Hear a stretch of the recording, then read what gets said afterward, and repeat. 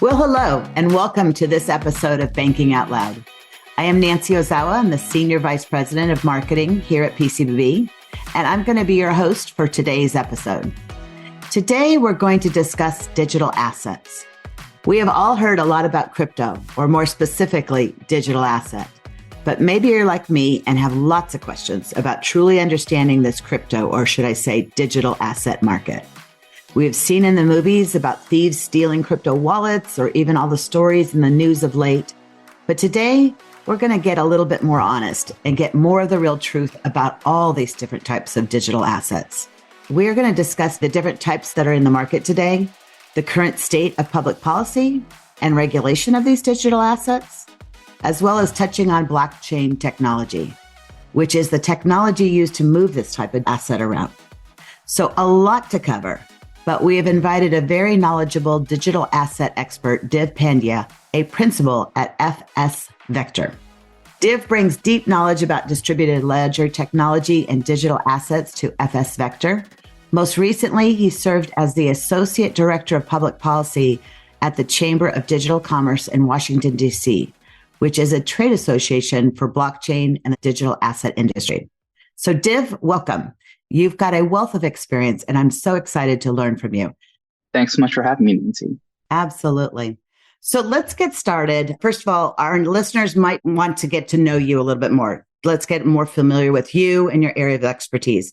So can you start off by telling us a little bit more about your story, how you got started in digital assets or crypto space, and bring it up to today? Sure. I think like a lot of folks, I tripped and stumbled into the blockchain industry. My story is that I was fresh out of law school in 2017, looking for a job in DC, and I came across the Chamber of Digital Commerce. I didn't really know what blockchain and what cryptocurrency was at that point. I had read some of the headlines from the Silk Road, et cetera, in the past 10 years or so, but I didn't really have a really fundamental understanding of what the technology was or what it was capable of. And so the more I started to learn about it, the more it pulled me closer into the industry and wanting to just learn as much as I could. And at that point, it was still very much like drinking from a fire hose. And so that's kind of what led me into the digital asset industry. I was at the chamber for about 4 years, and then I shifted to FS Vector to serve in a multi-client capacity. Help us understand a little bit more of what FS Vector's focus and mission is. Sure. FS Vector is a strategic consulting firm focused on financial services, and we specialize in fintech. We have multiple verticals here at FS Vector. One is the advisory vertical, and that provides services related to product development, compliance strategy, and licensing. And I'm on the advocacy practice, and we focus on government relations and lobbying, messaging and strategy, really just focused on what's happening in Washington, D.C. Perfect. And I would imagine our listeners are going to be very interested in the public policy angle of it. But let's kind of start with a basic foundation, because I'm sure some of my listeners know a little bit more than others, but let's just talk about things to get everyone on the same page. How do you define crypto? And I know I've used the word digital asset. How do the two go together? Are they the same or subs or what? Sure. If we were going to classify this, I would say digital assets is the broadest term you could use. And that incorporates basically everything that is represented digitally. When people talk about blockchain-based digital assets, they mean digital assets that are being tracked and traded across a blockchain. That is at the top. And then if we wanted to get further into the different types of digital assets, there are financial digital assets and there are non-financial digital assets. So for a financial digital asset, I would include something like cryptocurrency that's used for payments. Or if there's a security that is represented as a digital token, that would also fall in the financial digital asset space. With respect to non-financial digital assets, that's where I think of things like NFTs and some of these other types of digital tokens, also sometimes referred to as cryptocurrencies, but they provide a consumptive purpose, almost like rewards points on a credit card or your Starbucks rewards points or something like that. With respect to financial digital assets for the payments aspect, the interesting thing is these types of assets can morph. And so using Bitcoin as a tool for payments doesn't change the fact that its price is going to fluctuate over time. And so people will also use it as an asset that they trade. Okay, so when we hear the word Bitcoin, we don't just immediately think it's a payment and it's a reliable fixed amount. It can have that other component of the volatility of its pricing as well if it's traded. Right. And most people are holding Bitcoin for trading purposes. We're just not there yet with respect to the regulatory infrastructure to use Bitcoin for payment. Okay. Now you used an acronym NFT. For our listeners, what is that? Sorry, it's a non-fungible token. We use a lot of acronyms with this technology. Yeah. And banking in general has a lot of acronyms. I totally get it. So there's a lot of focus around crypto and the payment piece. And I think the financial services component of this is probably most of interest to our listeners. We know a lot of the scary stuff that's going on. We hear it in the news, but I'd like to hear a little bit more of the benefits of it. I mean, it was obviously thought of for a good reason, realizing that there's risks attached to it. What were some of the benefits that it was supposed to achieve and maybe actually did or did not achieve? Did it deliver on its promises? Sure. Well, I think it depends on the type of digital assets that we're talking about. With respect to cryptocurrencies, and that was really one of the first use cases of blockchain technology, that was intended to be outside of the banking system in a way to transact without necessarily having intermediaries involved. That's where we have Bitcoin. That's where we have Ether, some of these other digital assets that have essentially been foundational to the industry for such a very long time. Those were intended to serve as a payment or to facilitate payments without banks. Some of the benefits there include cost efficiency. You don't need as many people involved in the process. It is redundant just based on the way that blockchain technology works. It is tamper resistant with the way that that data is stored. And then one of the greatest benefits is that it's just available 24/7, 365. And so something like that, it could be more convenient as opposed to waiting on something like ACH or wires. Yeah. You touched on something. I just wanted to circle back to it. When we talk about our own currency and our own banking accounts, if I'm understanding it correctly, is on a private ledger. It's not public information. Currently, assets like Bitcoin, Ether, et cetera, those are on public permissionless blockchains. So the public aspect is anybody can access it. And then the permissionless aspect is that anybody can read or write data to that blockchain. And that's where if you were to look at something like a block explorer, you could actually see transactions happening in real time. And you could use the wallet address and trace a digital asset back or forward through the amount of transactions. With something like a digital asset used within a bank, either for intra-bank or interbank transfer, you would want to have something like that in most cases on a private permissioned ledger that the bank is able to control. With private permissioned blockchains, you have more control over that blockchain and you can limit who's able to see it so that you don't potentially have anybody accessing your system and the sensitive information that could be included there. Okay. All right. I'm following it. How big is this market? I mean, has there been any estimates of how big the crypto market is? So the market capitalization for crypto, and that is viewable. There are many websites that track this. Right now, it is currently under $1 trillion. It's been decreasing just given recent events, the most notable being Silvergate shutting down. And that was a bank that had been serving the digital asset and blockchain industry for almost 10 years. But there's been a lot of activity in the past 2 years or so that's led to a significant decline in the market capitalization of the cryptocurrency industry from about 3 trillion in November of 2021 to about just under 1 trillion now. Wow, that's a significant drop.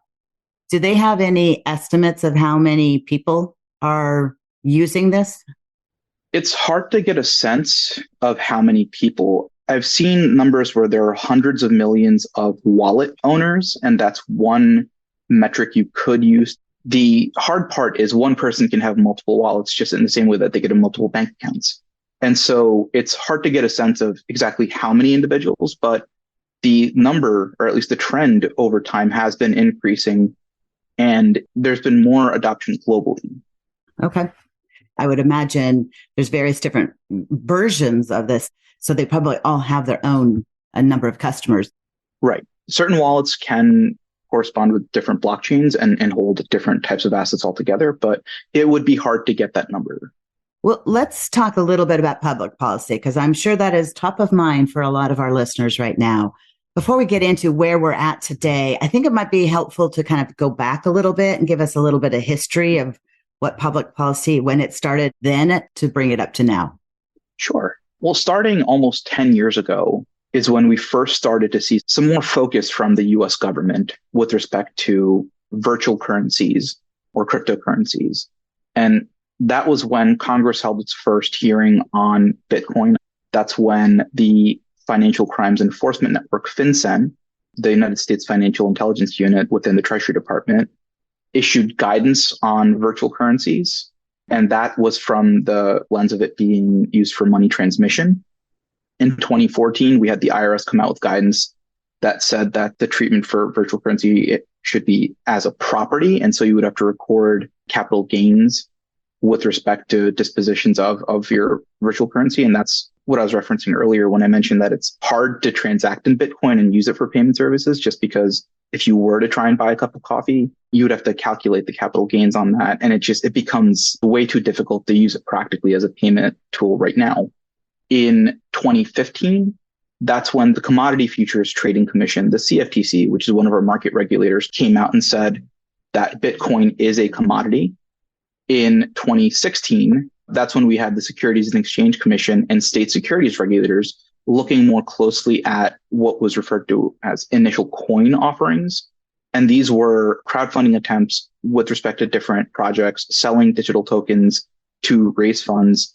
And many of these, it was later found to have been raised in a way that should have been registered with the SEC. And then in 2020, we had a very significant event in that the OCC came out with guidance saying that banks could engage with digital assets. And that was very important just because for the longest time, banks had been very skittish with handling digital assets. It's been an area where there's been lack of a clear federal regulatory landscape for digital assets. And so there's just extra caution banks were exercising, but it seemed to invite banks to engage more with digital assets. And in 2020, also, we had the FDIC come out with an advanced notice of proposed rulemaking with respect to banks engaging with digital assets. And so it seemed like things were progressing towards finding the pain points within our federal regulatory landscape with digital assets and finding ways to create more entry points for the digital asset industry and for traditional banking, for more areas of intersection. Also in 2020 and 2021, that's when the Fed, the Federal Reserve, was looking at CBDC, central bank digital currencies. Now, 2022 was a very big year for public policy and digital assets. In March, almost a year ago, we had the Biden administration come out with its executive order on ensuring the responsible development of digital assets. That basically laid out a framework where we wanted to establish a national strategy around digital assets. We wanted the executive branch to study the digital asset industry and then come up with recommendations for Congress so that we could then have a framework in place that would enable more actors in financial services to engage with digital assets. And so that work began, but just a few months later, we had some very big moments in the cryptocurrency industry with the Terra USD stablecoin collapsing and depegging from its reference asset. We had the failures of Celsius, Voyager, and BlockFi, which were large platforms within the digital assets industry. We had FTX happen in November, and we're still figuring out the implications of everything that occurred then now. And just this week, we had Silvergate, which closed its doors. And so a lot of what happened in 2022 and everything that had been building up for the past 10 years started to culminate with these different reports that the executive branch was publishing on digital assets, the Treasury playing a very leading role with respect to some of the reports that were published on investors, consumers, and businesses and the risks with digital assets. And then also the FSOC report, which pointed at the interconnectedness of digital assets and how some of these ripple effects were almost worsened because everything was so interconnected. all of this is happening in 2022. And so we received some recommendations from the regulators through these different reports on how they could identify and plug some of the gaps. There were legislative proposals for Congress with respect to stablecoins, their issuance, their potential use as payments. And that's kind of where the conversation was in 2022. And this year, Congress is even more beefed up with respect to digital assets in that now there's a subcommittee with House Financial Services that focuses on digital assets. And there's also a subcommittee with the House Agriculture Committee that focuses on digital assets. Senate Banking also is now more engaged, as is the Senate Agriculture Committee. And so these are the main committees that would be drafting legislation with respect to this market, because the two primary regulators over the digital asset markets so far have been the SEC and the CFTC. And so we're seeing a lot more coordination among the regulators now, and we're seeing a lot more attention and activity from Congress. That's great to hear, especially as it sounds like they were being very proactive in creating a framework or wanting to create a framework. And yet they had a lot of challenges in 22 that could have set them back a bit of not wanting to pursue further. Before we go too much further, you did mention that Silvergate closed its doors this week. I know it got announced in December and it took a bit. What happened to all of the digital currencies that Silvergate had at that time? Well, what happens, and the bankruptcy law around this isn't too great either. We're still figuring that out. My understanding is that those assets, if they haven't already been sold, they will be. But with respect to Silvergate, the important function wasn't so much that it was holding digital assets, but it was providing banking services to these different digital asset companies. I think the biggest issue was once it started to lose clients in the digital asset space, that's when it started to have these liquidity issues. And that's ultimately what caused the bank run and led to the current situation. I would want to note that there are folks who have pointed to Silvergate and some of the preceding actions and have used that as an example of where more guidance from the regulators would have been more helpful, how it could have protected investors. And so there's an ongoing conversation there as well.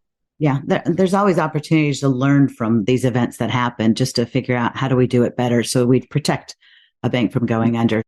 Now, you mentioned, and it sounds like you're very positive as far as the amount of activity you're seeing with public policy moving forward. If you were to predict a couple of years down the road, public policy, where do you think we would be? You're saying that the regulators are doing a lot more coordination amongst themselves. There's a lot more activity, which is all great synergies to have. It's hard to get a sense of how that'll look. And there's just political factors that we have to consider. We're a few months away from entering into the 2024 elections. And so eyes are turning to that. Next year is an election year. If there is a change in administration, that would impact things. If there's a change in who controls Congress, there are a lot of factors there at play that could determine what the public policy around digital assets looks like. So far, it seems that within House Financial Services, the Republicans there have been very, not pro digital assets, but pro finding a way forward to regulate these and include these within our financial system, as opposed to looking for ways to insulate digital assets from the traditional banking system. And so I'm not very optimistic when it comes to any kind of public policy around digital assets in the next couple of years, only because there are several factors at play with the White House, with Congress, the elections that are upcoming, and also just realizing that it takes a lot of time for members of Congress and others to understand this technology, what the applications of the technology are, being motivated to drive legislation forward, and then finding a consensus around that can be moved forward. And so it could take a couple of years before we see any legislation.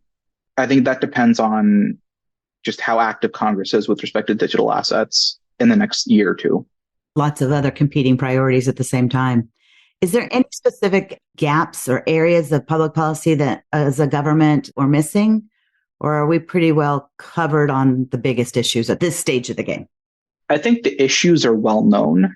Whether we're able to come to agreement on a path forward is challenging. With respect to the regulators, I mean, the risks have been listed in statements from regulators, in speeches, statements, guidance, reports, etc. I think the issue isn't so much whether there are still areas that we need to map out. It's just finding a way to move forward so that we can protect consumers and investors and also innovate responsibly. Agreed. Agreed. Well, we've focused a lot about public policy, and I think that's a very hot button for a lot of our listeners. But we also mentioned blockchain technology, and I wanted to circle back to that because, as you were explaining to me, the crypto is being run by the blockchain technology. So, can you help define blockchain for a lot of us, and then let's talk about how it can be used. So, blockchain is a distributed ledger technology.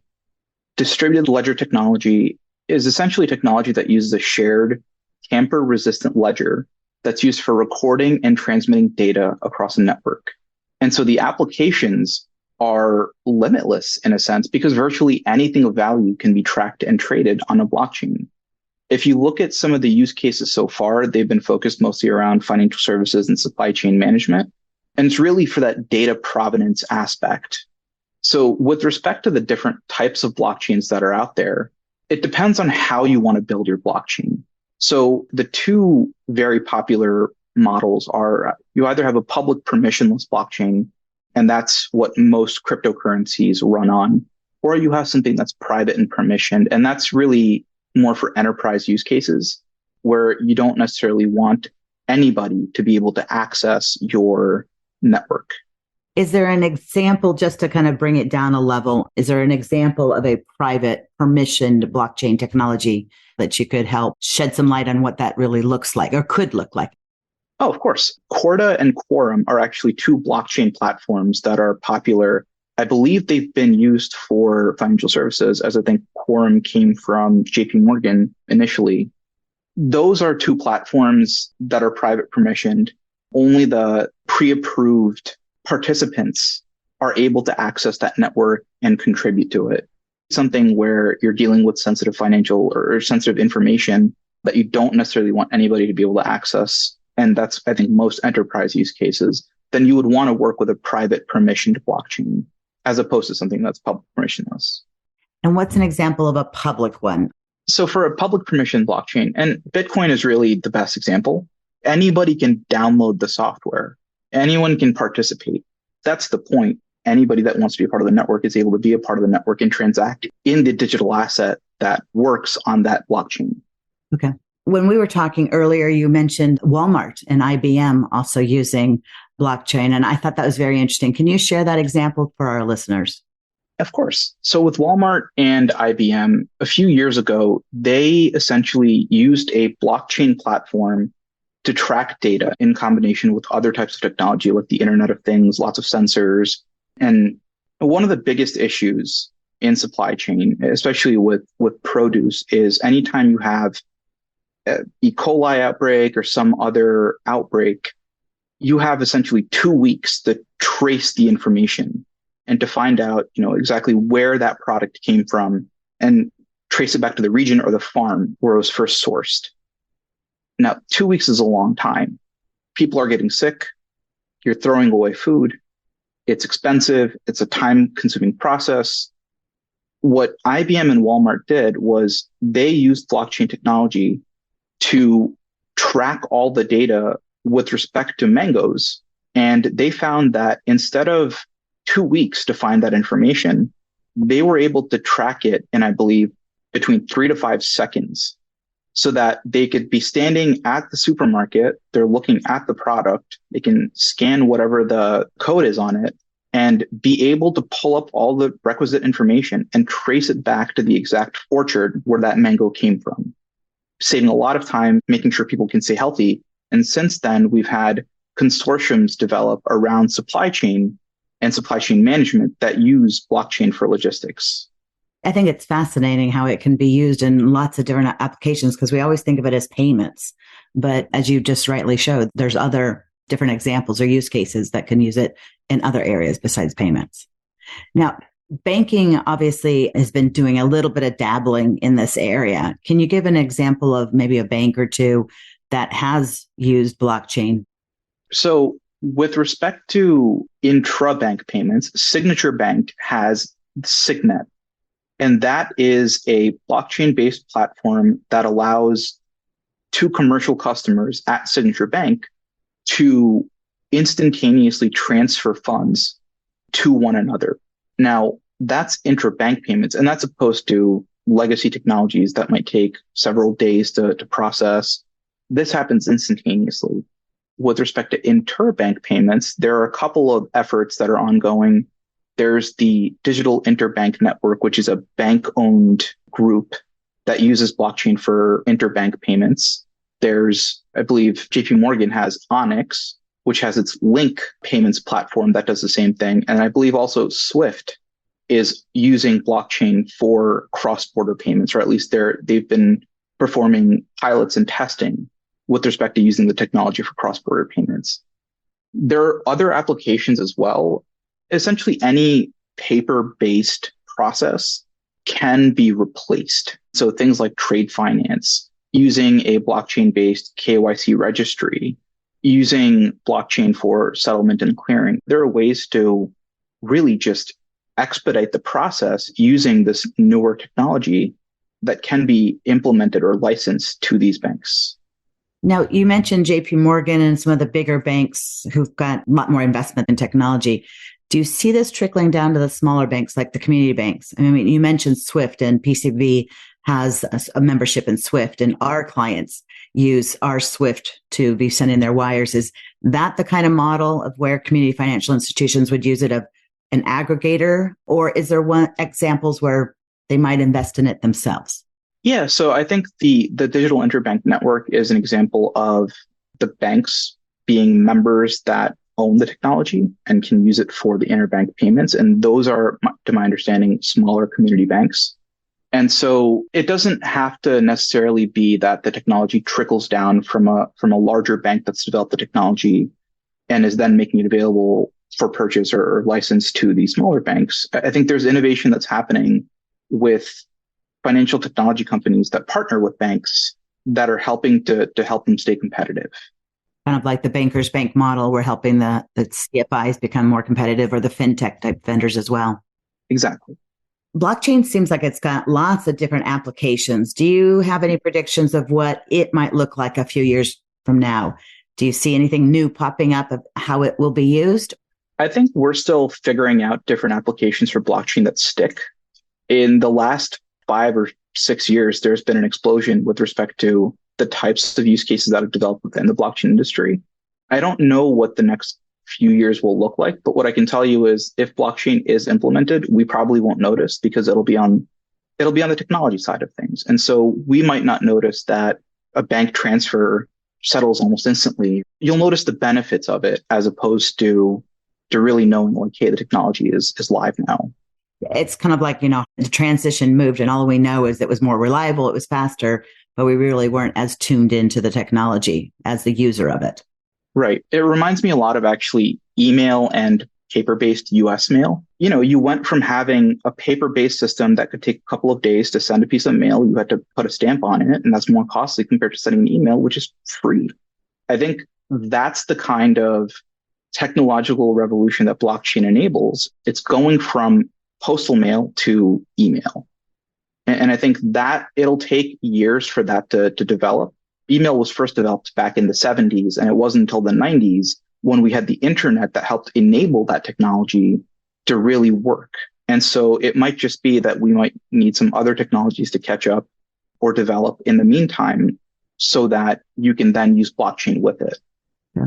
And as you made an example earlier with Walmart, is AI and Internet of Things, it might be a combination of using those technologies as well. So we've covered a lot of ground in this topic. Is there anything else that you want to tell the listeners, something that we didn't cover, but you think it's important for them to know?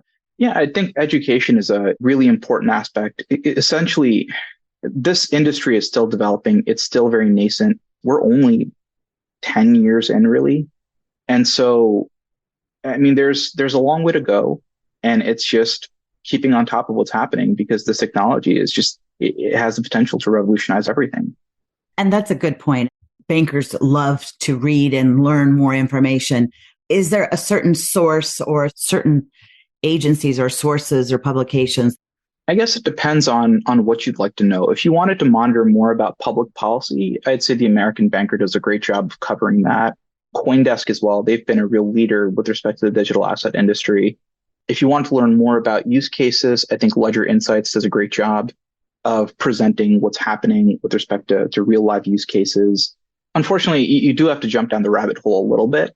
And I think podcasts like this are actually really helpful in getting folks at least curious about venturing down the rabbit hole. All right, perfect. I truly have learned a lot. You've done an amazing process of being able to kind of boil a very hot topic down very quickly and get into some of the issues. I've taken a lot out of it. Thank you so much. And I hope that our listeners have also got something out of this as well, maybe spark some new ideas of how they can incorporate digital assets or cryptocurrencies and maybe even blockchain technology into their services that they offer to their customers. But thank you so much, Div, for joining us. Thank you, Nancy. Absolutely. And if any of our listeners are interested in connecting with you, Div, how should they do that? They could reach out directly at dpandya@fsvector.com or just find me on LinkedIn as well. That works too. Good. And listeners, you're welcome to reach him that way or reach out to PCBB and we'll help you get connected. Thank you for tuning in today. If you haven't already, make sure to check out our other episodes and subscribe. That is the best way to be the first to know when a new episode drops. As always, we're looking for suggestions on what to cover. So if you have anything in mind, or maybe you have a guest idea, please let us know by emailing us at bankingoutloud@pcbb.com. Until next time, take care.